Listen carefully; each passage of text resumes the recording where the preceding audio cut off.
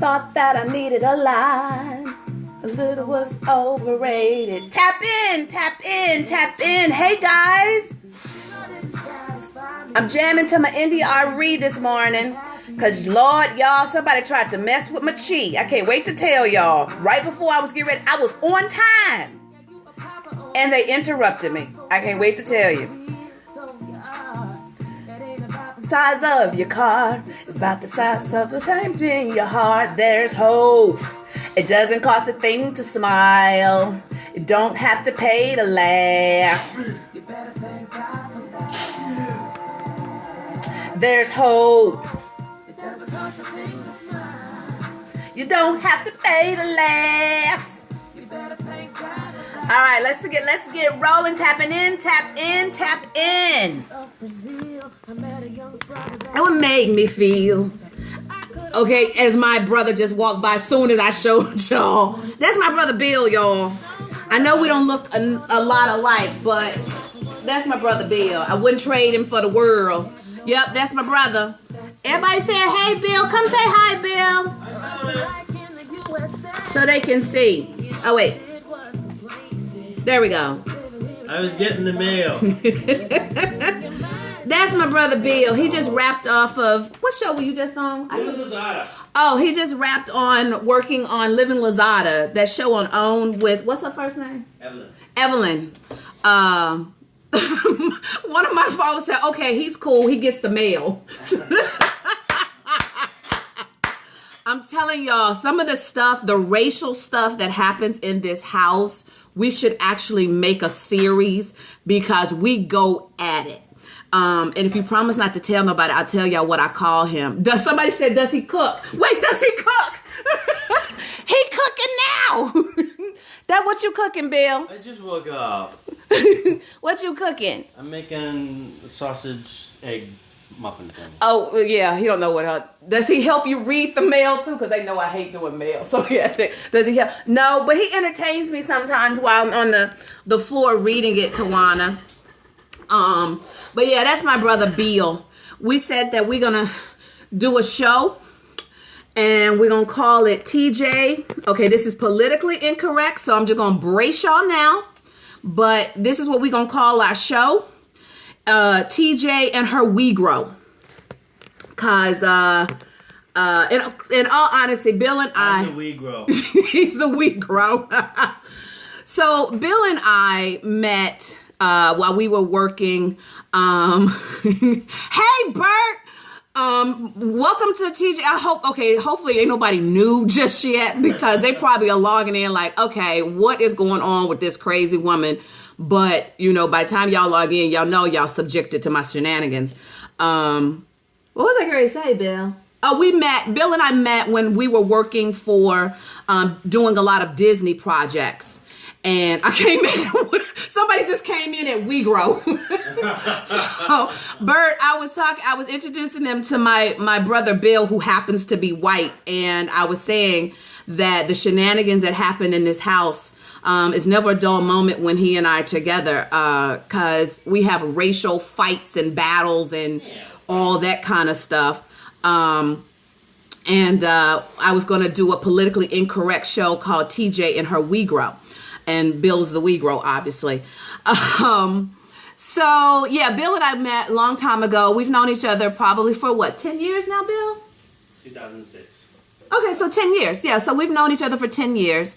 And we used to work very closely together, him being the producer and I being the editor. So there were many late nights working together. And we just developed a brother sisterhood, you know. He's my brother. I look out for him. He looks out for me.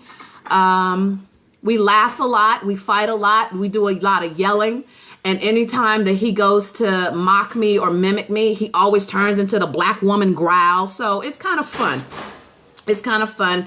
And yeah, that's my brother Bill. I love him to death. Don't tell him. But I really do love him. Okay, so let me tell y'all about how my chi. Oh, I should probably introduce myself. I'm TJ. I am a media coach. That's pretty much what I do. I teach authors, experts, coaches, and entrepreneurs how to book themselves on television, on media, across the board, without having a publicist and without being a celebrity. And some of my Mavericks are in the house on this one. My morning scopes are dedicated to all things resilience, and my afternoon, which now are going to turn evening scopes. And y'all, thanks for tapping in and sharing. I appreciate y'all subjecting other folks to some TJ shenanigans. But starting on Monday, if they don't know you, shame on them. I know, I'm Bert. Then welcome to the house of TJ and her shenanigans. Your daily dose of T-ality is what we do here in the mornings. And the afternoon, which Monday is going to start in the evenings, I'll do media scopes. And yes, and I am a beast at what I do. I stand unapologetically in that. Okay, so I was getting ready to... I was on time, y'all. I was on time. And my doorbell rang. And I usually don't answer it. And it was a lady at my door who I find out that it was a neighbor. So there apparently has been a truck parked outside of my house for what I now know to be, 2 weeks. I'm just not that observant. I'm too busy trying to make dreams come true and get some folks, booked on TV and stuff. So... so she proceeds to tell me about it, but I also know who owns the truck because I see them, coming. And so a couple of weeks ago, my brother Bill had to help them move the truck. It broke, and the feds. And so I know the couple, and I won't tell their business, but they shared with Bill a lot of what they're going through. And guys, they really are going through a stressful time that they are not even sleeping, And so I'm trying to communicate to this woman. And at some point, she asked me how long I've lived here. And I tell her 20 years. So this little woman proceeds to argue with y'all's TJ that I have not lived here for 20 years because she has never seen me. Okay, let's take a woosah so we don't go off on this woman who's standing on my porch ringing my doorbell at 10:30 in the morning. And so she proceeds to tell me, and then she tells me, y'all, you must don't get out much. And I kind of stepped back and chuckled. I know, stay out of jail, TJ. And so I had to take a deep breath and chuckle. And I was like, well, I work from home.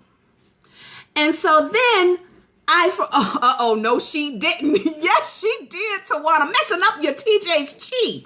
And so I proceed to tell her who used to live next door to me. It was Jerry, Mr. and Mrs. Tayback, and they were Holocaust survivors, and I used to like to talk to them. And then across the street from me is Jerry and Sandy, and I used to talk to Jerry everyone. And so I caught myself remembering, like, I don't have to prove to this woman that I've lived here for 20 years. What is wrong with me? You need me? Lynn is one of my Mavericks, and she is a conflict resolution strategist. Or as we call her in Maverick, she's the conflict closer. And so that's why she's saying, I need you. And so I'm standing there and I'm processing this. And so I eventually tell the woman, well, it's not bothering me, because I also know their situation. She's not very feng shui. Exactly. And I'm telling her, and I said it like 3 times. Well, it's not bothering me because I know, people go through hard times, and I'm certainly not going to exacerbate their situation by calling parking enforcement because it's not bothering me.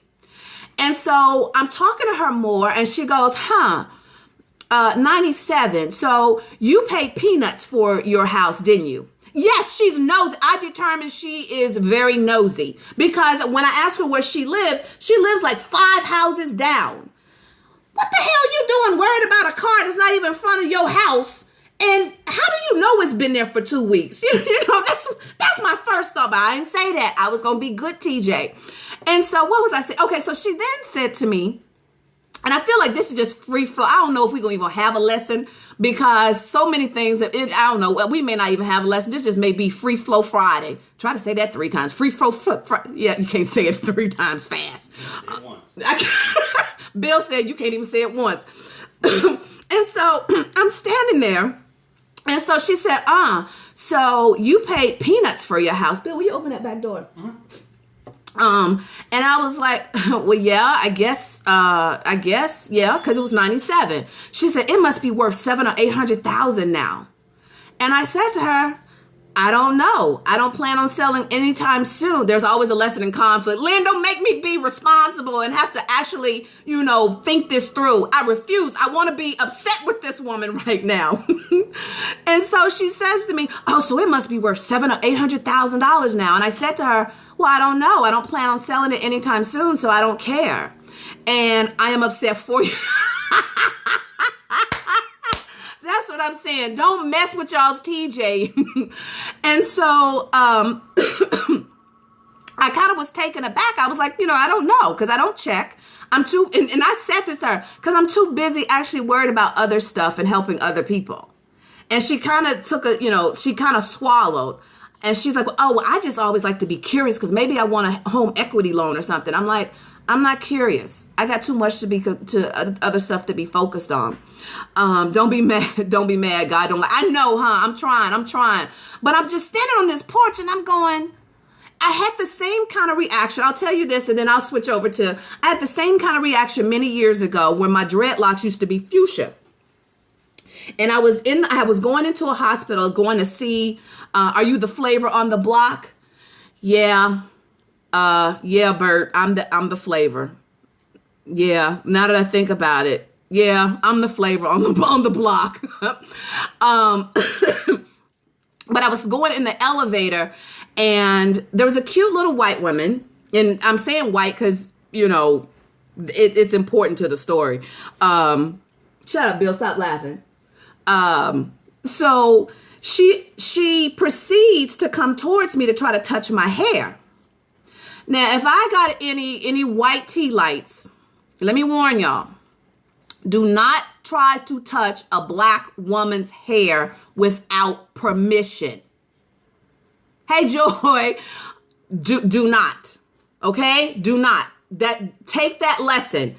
Black women don't even touch black women's hair without permission. So do not do that. So I do this thing, because I don't know this woman. I'm just stepping into the elevator with her. And she goes, oh my gosh, baby, your hair is so pretty.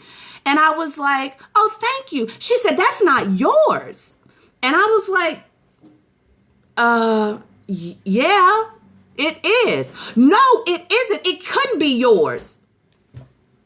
Yes, ma'am, it is. Because, yes, ma'am, because she's about 70, 80 years old. Yes, ma'am, it is. No, I got to touch it. No, you don't have to touch it. And then it hits me. Why am I standing and arguing with this woman about whether or not my hair is real? I've already told you, I don't know you. I don't even have to lie. So that's what I immediately, when I started thinking of this woman, I started defending the fact that I actually, even my wife's, exactly. You know better, Bert. But I started actually, when I caught myself from defending myself against this woman, I was like trying to justify and prove to her, yes, I in fact have actually lived here for almost 20 years. She had lived here for 7. So anyway, I wanted to share that with you because let's keep it light. And that just happened literally. I was coming around that corner, headed to my desk when the doorbell rang. That's what happened. All right, so let me get to what I really wanted to talk about.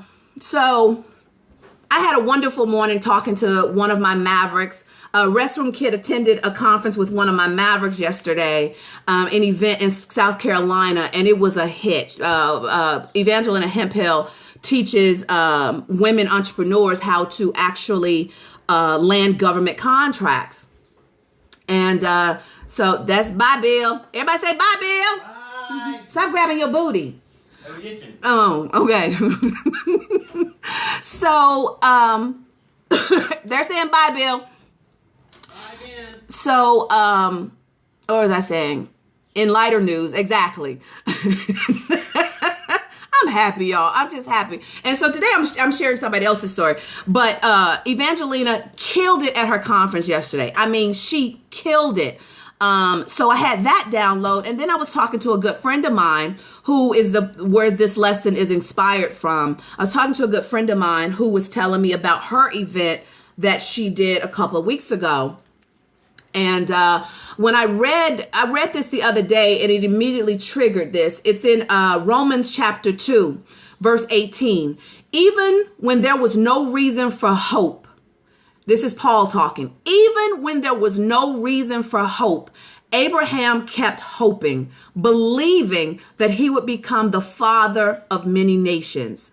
For God had said to him, that's how many descendants you will have. And Abraham's faith did not weaken, even though at 100 years of age, he figured his body was as good as dead, and so was Sarah's womb. Abraham never wavered in believing God's promise. In fact, his faith grew stronger, and in this, he brought glory to God. He was fully convinced that God is able to do whatever he promised. And so I was thinking about my friend who is one of those high earners. She was a high earning woman, 6-figure job and everything, and circumstances. She lost her job, bottom fell out. She's got a husband and kids. He lost his job, bottom fell out, and the Holy Spirit, and she wanted to do this conference, and she freaked out when the Holy Spirit whispered it to her. And this was months ago. The Holy Spirit whispered to her, and she was like, I ain't got no money to start no conference. But yet he wouldn't, let her go. And so she stepped out on faith and did the event. And along the way, people who had promised to contribute and help, they started dropping out. And so when I read this, even when there's no reason for hope, there was nothing in what she was going through. They lost everything almost. And there was nothing that she was going through that actually should say she should have a reason to hope that she would have a successful event. Get that? And yet she trusted God enough to still move. And so when I look at Abraham kept hoping, because even when people started falling off and sponsors started dropping off, she had to just keep staying in tune to listening to what God told her to do when it made no sense. There's sometimes that things that when God tells us to move and do stuff, it makes no sense to nobody, not even yourself. And you're acting as if this thing is going to work. And you're acting as if you got it all figured out. And the truth be told, you don't have a clue. All you know is you have been given, walking by faith. Absolutely, Bert. All you know is you had just been given. Is she the Maverick got on the 2 Today shows? This is a friend. This is a friend, Lynn. She's not a Maverick. All you need to know is this is what God is telling you to do now.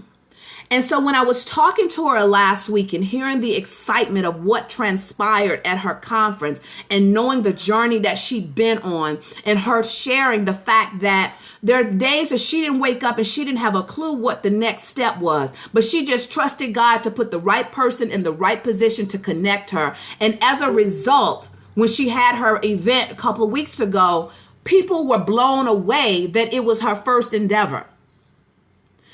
Major corporate sponsors are now lining up to work with her and to take it on, a tour and take the conference into other cities and states.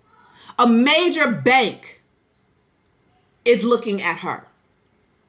And I think about the fact that had she not had faith, had she started losing hope and not being really in tune to the directions that God has given us. When I think about the story of Noah just blows my mind at how strategic and intentional God is of what he wants to accomplish in our lives. He will be so detailed on what he wants us to do that it will blow our minds. But we have to be intentional in listening and trusting the process and the journey. And there are things that sometimes he'll give you the big picture, but there are sometimes that you have to wake up with daily manna, not really knowing what the next step is. All you know is, I know B and maybe half of C. So I'm going to go from A and I'm going to touch B. When I get to B, I'm going to trust God that he going to show me C. I'm going to stop worrying about the F and the G and the H. I just need to know what the C is.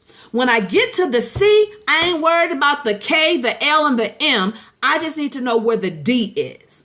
There are times where, and I'm guilty of this. I'm so guilty of this. I had a consult with a young lady the other day, and I had to tell her to breathe, because she was trying to do everything at the same time. And I said, you can do it all, but you just can't do it at the same time. Stop worrying about the whole plane. Here's what you need to know. To build the plane, you're going to need the wing. You're going to need a cockpit. You're going to need the seats. You're going to need a lavatory. How about we just work on building the wing first? Then we'll worry about building putting the seats on the plane. And it takes so much pressure off of you when you can just focus on one step. And I'm telling you, I lived that. I lived that when I wrote my first book. That I tell you all the time, I didn't want to write that book. I didn't have a clue about writing a book. I didn't want to write the book. And during that season, I wrote the first draft in a week. During that season, I actually told people, I don't have a clue what I'm doing. I just wake up every morning. Because that's before, I had a whole bunch of Facebook friends, and I had, started looking at people who knew how to do books and things. I didn't have that. I think I had at the time, I had like 200 Facebook friends, and I knew all of them. It was on that level. So I didn't have all this access to what I see now and experts see now. And so all I knew is just wake up and God's going to tell me what the next step is. And then it got so to the point where when something went wrong, you just had this combo with ex-kids. Hi, ex-kids, and give her a hug for me. When something went wrong, I would be sitting right here, and I turn around and look up and go, Lord, you got to handle that, because I'm like, this your book. I didn't want to do the book. So if you want this done, you got to fix it. And I was just going about my day. And lo and behold, it would work. But it started with, I was clear on what my assignment was. I was clear on what my job was. I was clear that he wanted me to produce this book. And so with that, when I had to hold on to the hope that this was the promise. And so I want to encourage you as you're going into your weekend. I want you to remember that whisper of the promise that God gave you last year, and you don't see nothing like it happening.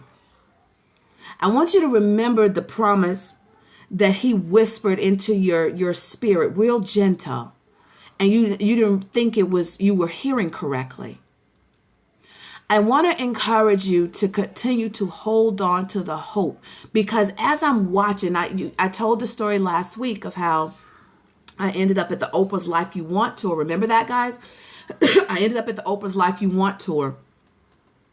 And it was then that God reminded me of something that he had told me like 3 or 4 years ago, 3 or 4 years prior. And I totally forgot and denied it and didn't believe it until I was sitting there in that moment. And God whispered to me, remember what I told you. Now look around and see where you are. And here's the thing. Understand something, that just because nothing seems to be happening, trust the process that something is actually happening. Either you're being recharged because the next season is going to have you working 17-hour days for 6 months, and you need to be still now and enjoy this time. Or there are things outside of your realm. There's technology that needs to be built. There's an app that needs to be developed. There's a person who needs to finish going through a course, because what they're learning in the course is in direct alignment to what God is calling you to do. So they got to finish their process so that when you come out and ready to move, that their process is already done, because he's already called them to be your next step. If you're waiting on a spouse, Think about the fact that God is spending time building that spouse, giving that spouse the right thing that spouse needs, whether it's a husband or the wife. That there's that he's creating that spouse, he's nurturing, he's growing that spouse so that when he comes or when she comes into your life, there's a unique skill set that spouse has developed so that when you start acting cray-cray on that spouse, because that spouse has been groomed in that season, he can handle it. Don't get so anxious. And I'm talking to myself as I'm talking to you guys. Don't get so anxious about stuff always happening. And if you follow me on Facebook, you've seen me post sometimes. The word that has left my vocabulary in the last probably 10 years has been the phrase, I'm bored. I ain't got time to be, I'm bored. I got too much to do. Yes, you just need, maybe that's it, Lynn. I just needed to vent first so it wouldn't block this. And so don't start thinking you are a slacker just because you sitting on your couch doing nothing. One of the greatest periods I needed was the window of like a month. Like I couldn't do jack. I couldn't drag. And I wasn't depressed. My mind was just tired. And about a month or two later is when Media Mavericks was born. And I realized that season was for me to recharge and be full. And like my coach, Lisa Nichols, always teaches us, you serve from your overflow. And so we have to spend time recharging. We are in a doing society, not a being society. So sometimes we have to slow ourselves down so that we can recharge. There are some windows of time over the weekend. Sometimes I don't leave the house for 4 days because I'm recharging. I expend a lot of energy. If you've ever seen me speak, you know I am full. No, it ain't just speaking. On a daily basis, I expend a lot of energy because that's just me. But when I'm home, I have to just shh and still myself. So I don't want you, if you're feeling like you're in a holding pattern, if you're wondering, God, are you ever going to send me the husband? God, are you ever going to send me the wife? I'm lonely. Understand something. It needs to happen. There are things that are being developed. I'm about to go in, y'all, because y'all don't understand. I've been saying to y'all for a long time, God is so intentional. He's watching. It may not feel like he's watching you, but know that every meeting, every person you meet is a divine setup for his calling on your life. I got an email in my inbox yesterday that blew my mind with the opportunity. So much so that I got so excited that I forgot to respond to them for 2 hours and tell them I accept. I was so excited. I was sending the email to mom. I screenshot and sent it to my mama. Okay, y'all know I don't know what this is, but this is my phone in my head. I sent it to my mama. I sent it to my sister. I sent it to all my closest friends who I can trust because I'm still not allowed to talk about it yet. And I forgot to respond and tell them. It took 2 hours for me to hit like, oh shoot, I was supposed to respond and tell them I accept. But when I sat back right there on that couch in my favorite spot, if you want to find me most days, I'm going to be right there in that spot. When I sat back and I let myself feel the tear, and I'm a crybaby these days. I don't know where that came from, but I just let the tears flow because I tracked back, guys, to how the opportunity came to be. I start peeling back the layers as to when I met this person who is connected to this person and how I flew to Vegas to do this. I actually had decided I wasn't going to go to Vegas. And then my sister decided, yes, you are. And I'm paying for the flight. I flew to Vegas for half of a day, got back on the plane to come back. And as a result, I ended up giving my book to a person who then now set up this opportunity and went to bat for me to be able to do. God is intentional when I keep tracking back. Hi, Pumpkin. So I want you to use that and encourage yourself that even when it seems like the promise is being denied, even when it seems like ain't nothing happening, even when it seems like God forgot, even when it seems like you tripped and didn't really hear him correctly, Remember what Paul says, even when there's no reason for hope, Abraham kept hoping, believing that he would become the father of many nations. So this scope is for me to reactivate, reignite. There's a process to the promise, Bert. Exactly. It's for me to reignite your hope.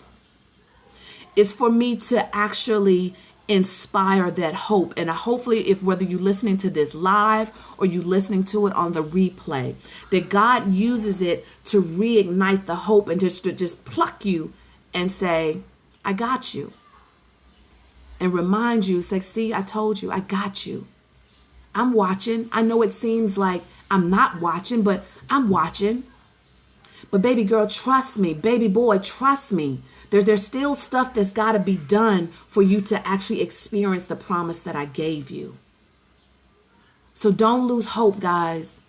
Don't lose hope. That's why we started the broadcast with India Arie's song that I'm probably be pumping for the rest of the day. There's hope. It doesn't cost a thing to smile. It doesn't cost a thing to laugh. You better thank God for that. There's hope. Y'all go find it. Go find that and play that. Let that inspire you. Let it get into your DNA. Because there's hope. Until we're 6 feet under, there's hope. Maybe it's a child that you've been, God showed you a dream of you having your child, and the child hasn't been born yet. And it don't even seem like, let alone being born, ain't no boyfriend, ain't a date on the horizon. But yet you got to hold on to that. Yeah. So that's my heart for today. I thank you for letting, it may not come when you want it, but will always come on time. Thank you for allowing me to share my heart. Yes, I was in Vegas too. I was only there half a day. It seemed like I was only there half a day to meet the person I needed to meet that was going to be setting me up for the opportunity that I get to do in May. So thank you guys. I wish you a magnificent weekend. I pray that you do absolutely nothing or have a magnificent adventure. You get to decide what you want your weekend to like. Everyone is here, and I knew both about this event. I would have loved to go. Thanks for the word. I needed. You are more than welcome. It is my honor and my privilege to share my heart with you guys, and be the all who are tripping, and I get to be the voice to say y'all are normal. Because I'll get on here and just tell y'all all my dirt. So with that said, let's tap it out. Let's get our weekend started. I'm going to get my hair did. In 10. No, I'm going to go to the gym first and do legs. And if I catch a look at myself in the mirror, y'all may get a booty shot. Because my booty, I'm telling you, them squats, they working. 10, 9, 8, 7. I appreciate you guys. 5, 6. Did I say 6? 6, 5, 4. Love you guys too. You guys make my day. 4, 3. Let's go make God smile. In my case, I'm going to make him crack up laughing.